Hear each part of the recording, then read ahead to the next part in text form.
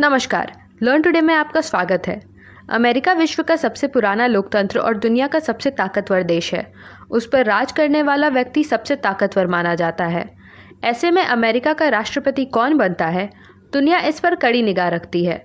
वहाँ अभी राष्ट्रपति चुनाव की प्रक्रिया शुरू होने वाली है और 3 नवंबर को अमेरिका की जनता अपने नए नेता के लिए मतदान करेगी। अमेरिका की वोटिंग प्रक्रिया थोड़ी कठिन और लंबी है। करीब 200 वर्ष पहले सन 1804 में अमेरिका में चुनाव की शुरुआत हुई। पहले उपराष्ट्रपति का चुनाव भी इलेक्टोरल कॉलेज ही करता था, लेकिन तब अलग अलग मत नहीं डाले जाते थे। उस समय जिसे सबसे ज़्यादा वोट मिलते थे वह राष्ट्रपति बनता था और दूसरे नंबर पर रहने वाला व्यक्ति उपराष्ट्रपति चुना जाता था। अमेरिका में हर 4 साल में चुनाव होते हैं। अमेरिकी संसद में 2 सदन होते हैं। पहला हाउस ऑफ रिप्रेजेंटेटिव्स, जिसे प्रतिनिधि सभा भी कहा जाता है। इसके सदस्यों की संख्या 435 है और दूसरे सदन को सीनेट कहते हैं, जिसमें 100 सदस्य होते हैं। अमेरिकी लोकतंत्र में द्विदलीय राजनीतिक व्यवस्था यानी कि बाई पार्टी पॉलिटिकल सिस्टम है। रिपब्लिकन और डेमोक्रेट यहाँ 2 प्रमुख पार्टियाँ हैं। अन्य दलों का यहाँ कोई वजूद नहीं है। राष्ट्रपति बनने की आकांक्षा रखने वाले उम्मीदवार सबसे पहले एक समिति बनाते हैं जो चंदा इकट्ठा करने और संबंधित नेता के प्रति जनता का रुख भांपने का काम करती है। कई बार यह प्रक्रिया चुनाव से 2 साल पहले ही शुरू हो जाती है। अमेरिकी संविधान के आर्टिकल 2 के सेक्शन 1 में वहां के राष्ट्रपति चुनाव की जानकारी विस्तृत रूप से दी गई है। इसमें 3 प्रमुख बातों का ध्यान दिया गया है, जिसके तहत अमेरिकी चुनाव की नींव पड़ती है।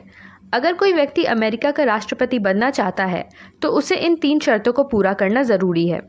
पहला है, चुनाव लड़ने वाला व्यक्ति पैदाइशी अमेरिकी होना चाहिए। दूसरा है, उसकी उम्र कम से कम 35 वर्ष होनी चाहिए। और तीसरा है, चुनाव लड़ने वाला व्यक्ति कम से कम 14 वर्ष तक अमेरिका में रहा होना चाहिए।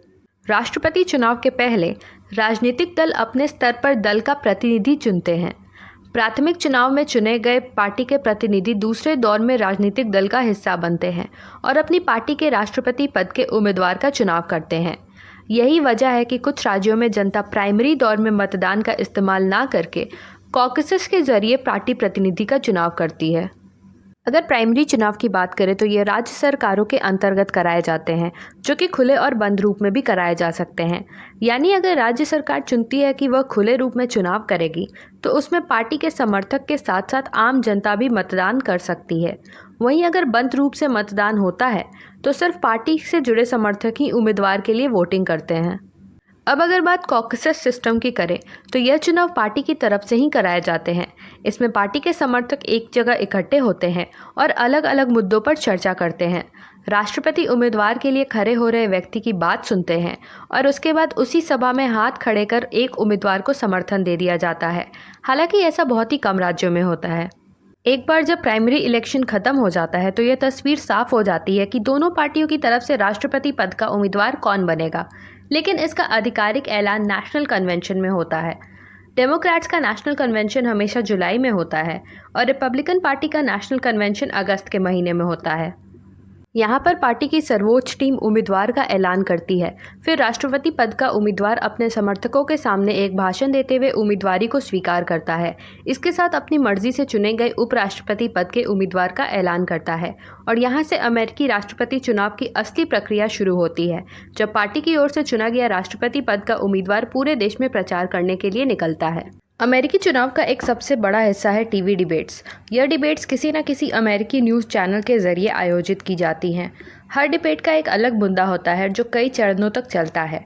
उम्मीदवार एक एक मसलों पर अपनी बात रखते हैं और जनता को लुभाने की कोशिश करते हैं।